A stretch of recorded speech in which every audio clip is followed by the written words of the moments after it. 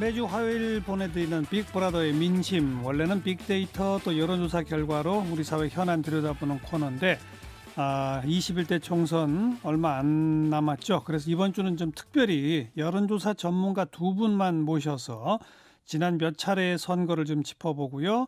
올해 총선의 핵심 이슈와 그 판세를 미리 전망해보는 시간으로 꾸미겠습니다. 매주 도와주시는 한국리서치의 김춘석 본부장 어서 오세요. 예, 안녕하십니까. 그리고 오랫동안 저희를 도와주셨던 분이죠. 인사이트 K연구소의 배종찬 소장 오래간만에 어서 오세요. 네. 지난 2012년 총선부터 최근까지의 역대 선거들을 쭉 정리해 보셨다고요? 예. 그런 이유가 있나요? 예, 그 2012년부터 한번 정리해 봤는데 왜냐하면 저희가 보니까 2012년이 그 지금의 정치 구도의 틀을 마련한 어떤 계기적 어떤 선거다 이렇게 좀 봤습니다. 왜냐하면 2012년 총선에 당시에 그 새누리당 소속 박근혜 그 전 대통령이 선거운동 전면에 나섰었어요. 네. 그리고 또 이제 지금 대통령인 문재인 대통령이 부산에서 이제 국회의원으로 당선이 됐었죠. 예. 그래서 두 사람 모두 이제 같은 해에 그 치러진 그 2012년 후반기에 그 대선이 있었거든요. 12월에 있었죠. 그렇죠. 그 전초전을 치른 그런 선거였다 이렇게 볼 수 있겠습니다. 자, 그래서 2012년 총선 어떻게 됐죠? 예, 그 여당이었던 새누리당이 152석 1위였어요. 과반을 했네요. 그렇습니다. 민주통합당 127석, 통합진보당 13석, 그 창조한국당 5석. 표면적으로 보면 여당이 이제 승리라고 볼 수 있어요. 과반 이상을 했다고 볼 수 있으니까. 그런데 이제 내용적으로 보니까 그 보수와 진보 진영으로 보면은 152대 140. 아까 이제 민주통합당 127, 통합진보당 13석 이렇게 보면은요. 예. 그리고 실제로 이제 비례대표 정당 득표율 보니까 보수 50.6, 진보 49.4. 팽팽하네요. 네, 똑같죠. 2012년 대선을 앞둔 그 전초전 성격. 그래서 진보와 보수가 아주 최대로 결집한 선거 이렇게 볼 수 있다. 근데 보통 알겠습니다. 정권 말기에는 여당 심판론이 우세한데 여기서는 여당이 그래도 과반을 했네요. 그렇습니다. 이때가 이제 이명박 정부 이제 말기였거든요. 예. 그 말씀하신 것처럼 정권 말기에는 그 심판론이 이제 대두가 되죠. 그런데 이번에는 그 여당인 새누리당이 왜 그랬냐 싶으니까 그 박근혜 전 대통령을 미래 권력으로 본 거로 그렇게 보입니다. 그렇군요. 그렇습니다. 예. 그래서 이명박 대통령과 무관하게 그 정권 심판론 힘을 못 받았던 그런 선거라고 볼 수 있겠고요. 네. 반면에 그 진보 진영은 통합민주당과 통합진보당이 후보 단일화를 하면서 맞서긴 했는데 그 선거 직전에 그 김용민 후보 막말 논란이 있어서 특히 수도권에서 상당히 많은 표를 잃은 그런 것을 확인해 볼 수 있습니다. 예. 그리고 이제 전국적으로 박근혜 비대위원장 같은 그런 중심 인물이 없었던 점도 볼 수 있겠죠. 이렇게 보면 선거에서 그 비전과 희망을 제시해주는 인물 그리고 유권자의 감성을 자극하는 말 이것의 힘을 확인해 볼 수 있었던 그런 선거였다고 보겠습니다. 근데 이 선거가 이제 비슷했던 게 2012년에 20년 전 1992년 이때도 YS가 총선부터 진두지휘를 하거든요. 총선이 있고 대선이 있었으니까 이때도 대선 후보가 뭐 3당 합당에 대한 비판은 뭐 상당히 비등했음에도 불구하고 이때도 이제 영남 세력이 똘똘똘 뭉치면서 비슷한 양상이 일어났었어요. 4월 총선 12월 대선으로 한 해에 치러질 때 그때는 여당 심판론이 잘 안 먹히더라. 이런 거로군요. 보통 이제 시소 효과라고 해서 총선에 이기면 대선 질 수도 있고 이런데 양쪽이 같은 해에 같은 인물이 이게 다 주도를 하면 그러니까요. 이것 자체는 거의 묶음으로 가는 현상이 나타났다. 묶음으로 가서 12월 대선에 박근혜 후보가 이겼죠. 네. 일종의 1+1 현상이었습니다. 네네. 그리고 이제 2012년 대선까지 이제 이 분위기가 계속 이어지는데 2012년 대선 이때 역대 득표 1, 2위가 다 나왔습니다. 근데 당선자는 뭐 박근혜 후보였고 그다음에 낙선자는 문재인 후보였는데 문재인 후보의 득표 자체가 역대 득표 2위입니다. 근데 이때 모든 표들이 똘똘똘똘 뭉친 양쪽으로 결집. 네. 그러니까 1987년 직선제 개헌 이후에 3위 후보가 의미가 없는 왜냐하면 3위 후보가 0.2%도 채 득표를 하지 못했던 철저한 일종의 거의 뭐 마른 걸레 짜내듯이 1, 2위 후보에게만 집중이 됐던 그런 대선이었는데 이렇게 된 건 기억나실 겁니다. 12 대선 후보 토론에서 통합진보당의 이정희 후보가 그런 이야기를 하지 않습니까? 박근혜 후보 떨어뜨리려고 나왔어요. 이렇게 이야기를 했는데 본인은 일단 중도 사퇴를 했고요. 왜? 사퇴했죠. 네, 문재인 후보에게 표를 몰아주기 위해서. 그런데 이때가 거의 역대 대선에서 보면 충청권이 별다른 영향을 못 미쳤던 왜? 충청권 후보라고 할 수 있는 정당이라고 할 수 있는 자유선진당이 새누리당에 이제 합당이 되거든요. 완전히 양쪽 진영으로. 네, 이때는 심지어는 합당이라는 표현을 안 쓰고 이 자유선진당이 합병됐다 이런 표현을 쓸 정도로 완전히 흡수되는 그런 상황이었습니다. 네. 그렇게 해서 박근혜 정부 시절이 됐고 2014년 지방선거도 한번 분석해 봅시다. 어떻게 예. 됐죠? 사실은 그 당선이 된 후에 중간 시점이기 때문에 중간 평가, 중간 심판이라고 할 수도 있는 그런 선거였다고 볼 수 있겠는데요. 예. 사실 2014년 선거의 가장 핵심적인 어떤 그런 키워드는 그 2개월 전에 터졌던 그 선거 2개월 전에 했던 세월호 사건. 그렇죠. 그렇습니다. 예. 사실은 그래서 그게 선거를 지배했다고 볼 수 있겠는데 그 결과 예. 전체 17개 시도 중에서 그 지방선거였기 때문에 여당이 8석, 새누리당이었죠. 그다음에 야당이 새정치민주연합이었는데 9석. 그래서 또 보니까 내용적으로 보면 새정치민주연합은 서울에서도 승리를 했고요. 경기도에서는 이제 새누리당에 패했지만 기초지자체에서는 또 새누리당보다 4석이 더 많았습니다. 네. 그리고 대전, 세종, 충북, 충남, 강원, 중부권이라고 할 수 있죠. 여기에서 모두 새정치민주연합이 승리를 했습니다. 예. 그런데 또 한 측면에서 보면 당시에 그 세월호 참사에 대한 정부의 당 책임론이 워낙 비등했지 않습니까? 그렇죠. 그걸 감안해 보면 새누리당도 8석이니까 상당히 선방을 그러니까 또 했다고 볼 수 더 있습니다. 참패할 줄 알았는데 상당히 잘했다 이런 거잖아요. 그렇습니다. 이유가 뭘까요? 요걸 상징적으로 볼 수 있는 데가 이제 인천인데요. 인천 같은 경우 보니까 유정복 후보하고 송영길 후보가 붙었는데 사실 송영길 후보가 현역이었어요. 그리고 또 여론조사에서도 한 10%포인트 이상 계속 앞섰었거든요. 근데 뒤집어졌죠. 그렇습니다. 그러다 보니까 세월호로 인해서 어떤 그 여론조사에서 잡히지 않은 소위 그 숨은표 예. 이런 것이 보수 진영의 위기의식과 같이 알겠어요. 결부돼서 드러났던 그런 근데 선거라고 볼 수 있겠죠. 그때 그런 이유가 있었던 게 박근혜 대통령의 지지율이 아주 떨어지지가 않았거든요. 근데 역대 선거를 보면 이제 대통령 지지율의 후광 효과가 이 지방선거 때 상당히 영향을 주는데 이때 이 박근혜 대통령의 지지율이 그래도 한 45% 내외는 유지가 되었습니다. 네, 그런 네. 만큼 이것이 완전하게 야당의 승리 쪽으로 가지 않았는데 또 하나 이게 앞서 김춘석 이사께서 말씀하셨던 대로 야당이 본인이 주도하는 이슈를 가져갔어야 되는데 세월호 그렇죠. 참사는 그렇죠. 사실 반사이익 정도 수준이거든요. 그러다 네. 보니까 2010년에 무상급식 같은 경우 같은 주도적인 영향력은 없었던 것이죠. 그리고 이제 2년 뒤 2016년 총선 이때는 사실 뭐 진박 간별사들이 왔다 갔다 하고 다니면서 네.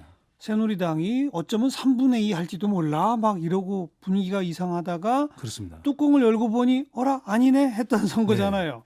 이때 아마 역대 가장 많은 다양한 종류의 박들이 탄생하는 뭐 전박, 진박, 찬박, 예. 박박 뭐 등등인데 그때 이후로는 뭐 그 정도까지는 나타나지 않는데 이 선거가 왜 중요했었냐면은 이 선거 때가 사실은 이 박근혜 전 대통령 탄핵의 출발이었다. 그런 출발이죠. 이야기들을 많이 예. 하는데 예. 16년 만에 여소야대 국회가 탄생을 했습니다. 그렇죠. 더불어민주당이 제1야당으로 등극을 했었고 그래서 더불어민주당이 비례대표 포함해서 123석, 네. 그다음에 새누리당이 122석. 딱 한석 차이지만 여기서 중요한 게 이 한석이 국회의장을 더불어민주당이 가져갔거든요. 그렇죠. 그리고 정세균 의장은 아시는 대로 이 탄핵 가결의 의사봉을 예. 네.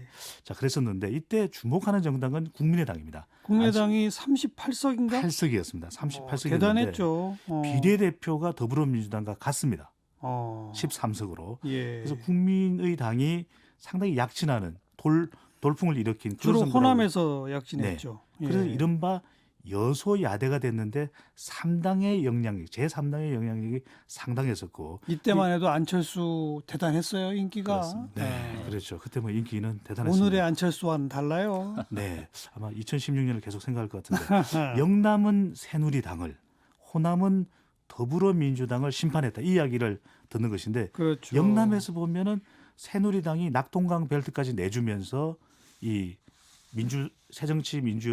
더불어민주당이 나름대로 교두보를 형성할 수 있는 그런 것을 허용해 버렸고요. 예. 그다음에 호남에서는 국민의당이 더 선전하지 않았습니까? 그랬죠. 그러면서 더불어민주당이 심판대에 올라가는 그런 상황이 펼쳐졌던 것이 바로 2016년 총선이었습니다. 네. 이때 나왔던 용어들이 뭐 옥새 들고 나르샤. 그러니까요. 네. 그 옥새 들고 나르샤와 진박 간별 등등이 나왔다는 얘기는 그 당시 집권당이 내부적으로 얼마나 안이했는지 네. 총선판을 얼마나 자기들한테 유리하게 예. 봤는지 그러면 반드시 심판당한다는 얘기죠. 이때 그렇게 됐던 우리 뭐 오늘 순서에서는 이야기 들을 뭐 깊숙이 들어갈 내용은 아닙니다. 그때 연초만 하더라도 새누리당의 낙승을 이야기하는 여론조사 결과가 많았거든요. 아니, 제가 얘기했잖아요. 네. 3분의 2 할지도 몰라. 막 이랬었다고요. 180석 이야기 나왔죠. 그러니까요.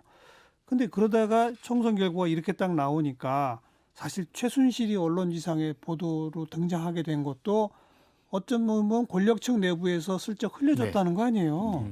그런 권력 누수 현상들이 바로 이 총선 결과로 나오기 시작한 거죠. 이른바 뭐 레임덕의 전조였다. 그러니까요.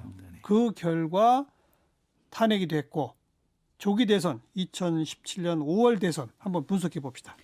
예, 뭐 가까우니까 이제 기억이 새로울 건데요. 그 더불어민주당과 자유한국당 사실 양당의 대결이었다기보다는 이때는 문재인 후보와 안철수 후보의 대결이었다. 이제 그렇게 또 해석을 해볼 수 있겠습니다. 초반부에는 그렇습니다. 초반부에. 예. 한 달 전만 하더라도 뭐 오차 범위 내에서 두 음. 후보가 딱 붙었었죠.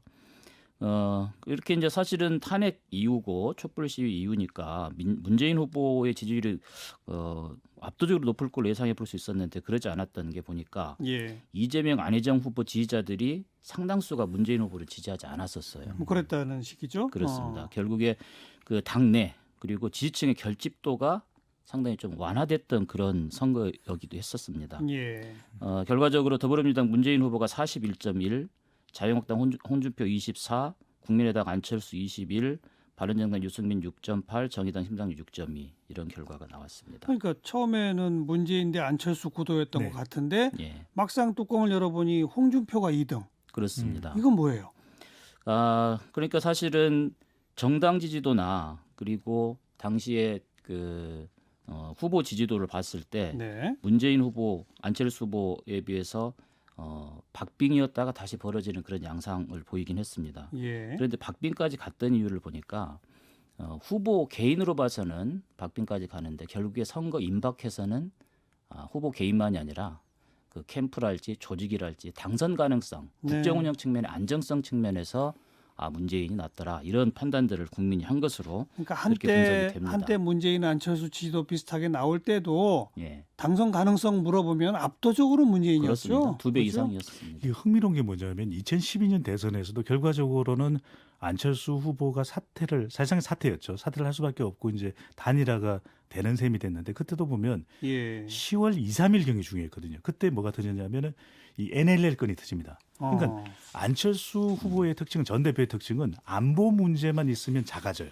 맞아요. 안보 앞에만 서면 작아진다. 안보가 안 보인다. 그래서 홍준표 대표가 2등 하는 데는 그런 안보 문제가 부각된 것이 골든 크로스가 작동을 했는데 그렇죠. 사실은 2017년 한 가지만 더 말씀드리면 2017년 4월 11일경까지 양강 구도가 형성됩니다. 그건 물론 여론조사의 영향도 있어요. 네. 최소의 양자 대결을 붙이니까 그래서 그 당시에도 더불어민주당이 왜 양자 대결을 붙이느냐 이런 좀 반발이 나올 정도였는데 예. 그때는 대체적으로 보수가 안철수 후보 쪽으로 와 있었는데 예. 이때도 안보 문제가 생깁니다. 뭡니까? 사드가 생깁니다. 예. 이름으로써 보수가 상당히 후퇴하면서 오히려 홍준표 후보는 약진하고 이것이 일종의 골든 크로스가 발생이 됐다. 네. 이게 저는 상당히 의미가 있다고 판단이 되는데 이때 그 한국당 그 지지도가 한 자릿수였거든요. 그런데 결국 후보의 최종 득표율은 24%.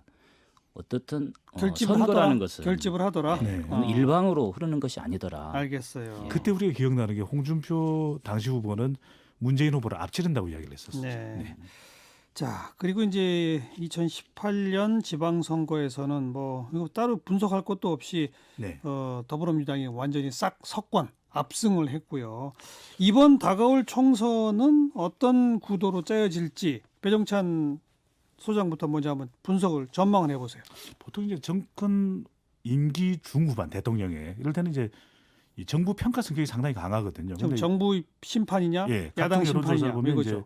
이제 정부 심판이냐 야당 심판이냐인데 이게 대체적으로 나타나는 이게 여론조사가 이제 이게 뭐 선거일이 가까워지면 달라질 수는 있습니다. 근데 지금 최근까지 나타나는 걸 보면은 우리 야당 심판이 조금이라도 더 많게 나타난다. 네. 이건 이른바 좀 이 여당 예. 정부로 봐서는 야당복 아닌가. 그래요. 그러니까 진영 간 대결 구도가 매우 강하게 나타나는데 이제 지난 연말 국회 파행 과정에서 자유한국당에 대한 비호감도가 높아지면서 그렇죠. 정부 여당이 반사이익. 특히 이제 중도층이 이 조국 전 장관 논란일 때는 조금 부정적이었는데 그래도 검찰 개혁해야 된다. 이쪽에 예. 무게 추가 실리면서 무게 추가 가 있으면서 예. 정부 등에 대한 지지가 유지되는 것이 가장 중요한 원인으로 꼽을 수 있겠습니다. 그러니까 이번 총선은 결국 정부 심판이야 야당 심판이야로 꼭 4월까지 갈 거라고 보신다.